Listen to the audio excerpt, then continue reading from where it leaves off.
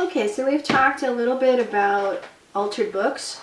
We've talked a little bit about some examples of the Reconstruction Journal, from the cut down center pages through to what it looks like with the page insertion. So now I want to talk a little bit about books that I think are not good choices. So this looks like a good choice. It's a nice size. It's one of these kids books, library books, so it's nice. It's got this in it. I like the texture of the page.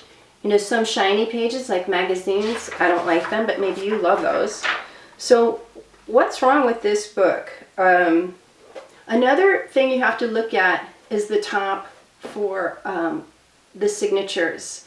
And we're going to talk later more about what a signature is, but it's basically a folded pamphlet that's sewn into the top of the spine.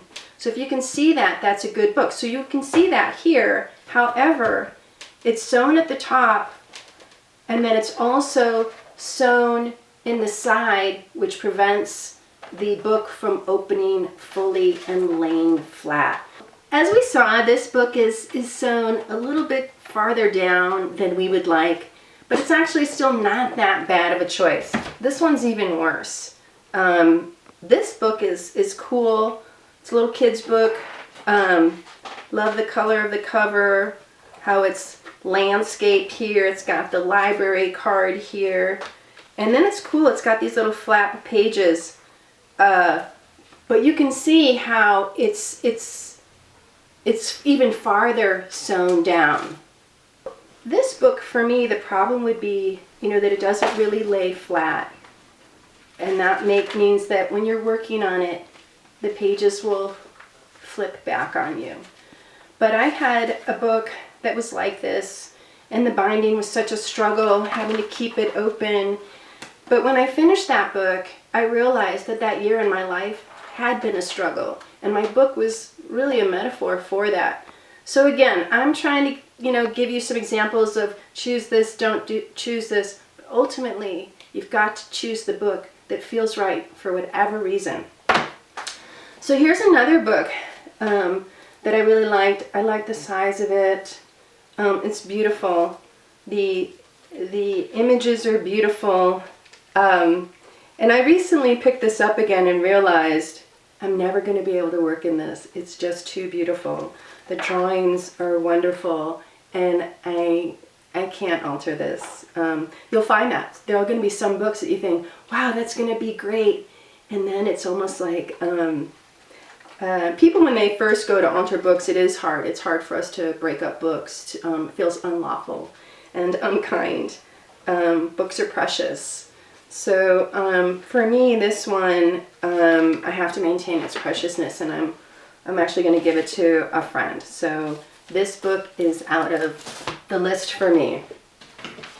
And then I was talking earlier about this book with you guys, and I was saying about, the binding on the side, how some of them will pull over, and this one's all ridgy here in the center, and all the pages are like that. And it was really annoying to work in this trough here. But that was part of the process of this book, and ultimately this is one of my favorite books of all time. So you kind of have to go with what you're going with. Okay, now I want to talk about the books that I've chosen to work on in this workshop. I have this book that I got in Ecuador some years ago, and I love that it's square. It's pretty thick. It's, this is a lot of pages, which feels a little intimidating. There's like 1 million signatures in here. But the good news is that the pages are really, really thick. It was an old calendar, and it already sort of almost has that center thing. And some of these I've even cut out, some of the images. So this is going to be really easy for me to cut down. And with the pages so thick, it's not as intimidating as if the pages were thin in this many pages. So I'm excited to work on this. I don't usually work in a square book format, so that's going to be exciting. This book is called The Passionate Sightseer, and I love the texture of the pages. It's fairly thick, dry and matte, not slippery. Even the images are not slippery. You know, some of the older books are better choices. The signatures in here are really awesome. You know, I can see that they're sewn in, so they're going to be very easy for me to work on. When I open it up, I can see that the stitching goes all the way back to the spine. So for me, I know that this is going to be a good choice in terms of, you know, sometimes they're sewn and glued. Sometimes they're just glued. Sometimes they're sewn and stapled and sewn again. So you just really have to look at how the pages are attached. And even then, you're going to find the perfect book, and there are going to be all kinds of problems with it. So what do I always say? Pick the book that picks you, because in the end, everything's going to be a challenge. I like this kid's book, this dictionary. The pages are great. So when I cut these pages out, because remember, we're not going to be using the pages. The pages themselves don't matter at all. And when I cut these out, I can use these pages for something else. So that's going to be really fun too. Again, the signature goes all the way back to the spine. It's not glued again.